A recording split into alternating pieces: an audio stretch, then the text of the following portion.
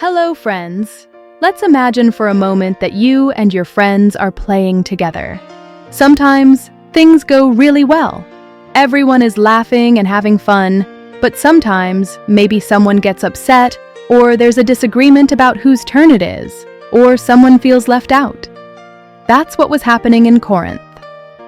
The people there were having trouble getting along. They were arguing, not sharing, and sometimes forgetting to be kind.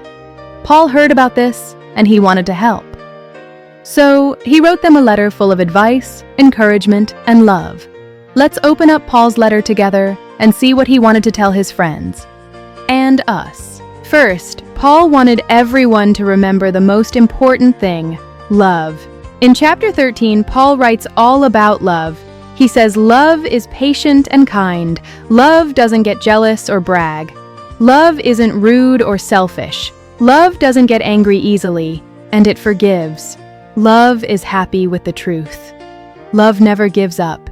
Isn't that amazing? It's like Paul is saying, no matter what, always choose love. Let's think about what that means. Imagine you're building a big tower with blocks, and your little brother or sister comes over and knocks it down. Oh no, you might feel upset, but love means you take a deep breath, forgive them, and maybe even invite them to help you build it again. Or maybe you're at school and someone is sitting alone. Love means you go over and say, "Would you like to play with me?" That's what Paul wanted his friends to do. Choose love, even when it's hard. Paul also talked about working together. He said that everyone is special and important. In chapter 12, Paul explains that we're all like parts of a body. Some people are like hands, some are like feet, some are like eyes, and some are like ears. Every part is needed. If you've ever played on a team, you know this is true.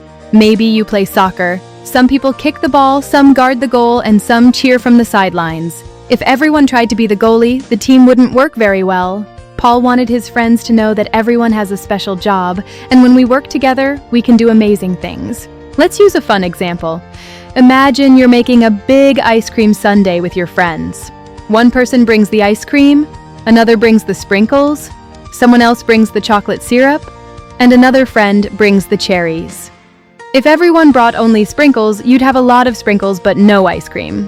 But when everyone brings something different, you get a super yummy sundae. That's how it is with people too. We all have something special to share. Paul also wanted his friends to make good choices. Sometimes it's hard to know what's right and what's wrong. Paul said, think about what you're doing. Is it kind? Is it helpful? Is it loving? If you're not sure, you can always ask for help. From God, from your parents, or from a teacher. Let's say you see someone drop their lunch at school. You could just walk by, but making a good choice means stopping to help them pick it up. Or maybe you're playing a game and you win. It feels great to win, but it's also important to be a good sport and say good game to everyone, even if they didn't win. Another thing Paul talked about is being thankful. Sometimes things don't go the way we want. Maybe it rains on the day you wanted to go to the park. Maybe you don't get the toy you wanted. Paul says, look for the good things, even when it's hard. Maybe you get to splash in puddles, or maybe you get to play a fun game inside. Being thankful helps us feel happy inside, even when things are tough. Paul also wanted his friends to remember that they're never alone. Sometimes you might feel left out or sad. Maybe you had a hard day at school, or you miss someone you love. Paul says, you're not alone. God loves you, and your friends and family care about you. If you ever feel upset, you can talk to someone you trust, just like the people in Corinth could talk to Paul. Let's talk about some real-life examples. Have you ever seen someone being teased or left out? Paul would say, stand up for them, be kind. Or maybe you're nervous about trying something new, like riding a bike without training wheels. Paul would say, be brave, you can do it. And if you make a mistake, that's okay. Paul says, everyone makes mistakes. What matters is that you try again and keep loving others. Paul's letter is full of encouragement. He wanted his friends to know that they could make a difference, even in small ways.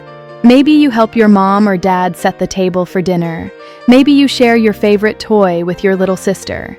Maybe you draw a picture for someone who's feeling sad. All these little things add up to something big: love in action.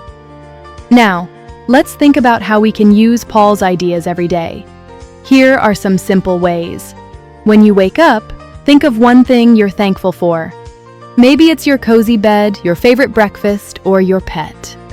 At school, look for someone who might need a friend. Invite them to play or sit with you. At home, help out without being asked. Maybe you pick up your toys or help fold the laundry. If you get upset, take a deep breath and remember to be kind, even if you're frustrated. At bedtime, say thank you for the good things that happened. Even if the day was hard, Paul's letter isn't just for grown-ups.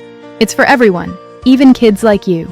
He wants us to love, help, and be thankful every day. You don't have to be perfect. Just try your best and remember that you're special. So, here's a little challenge for you. This week, try to do one kind thing every day. Maybe you help clean up, share your snack, or say something nice to a friend. You'll be living just like Paul taught in his letter. Before we finish, let's remember, Paul wrote 1 Corinthians to help people get along, make good choices, and love each other.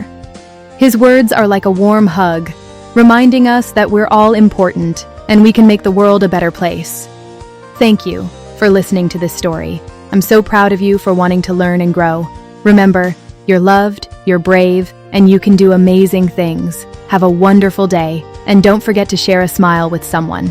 See you next time, friends.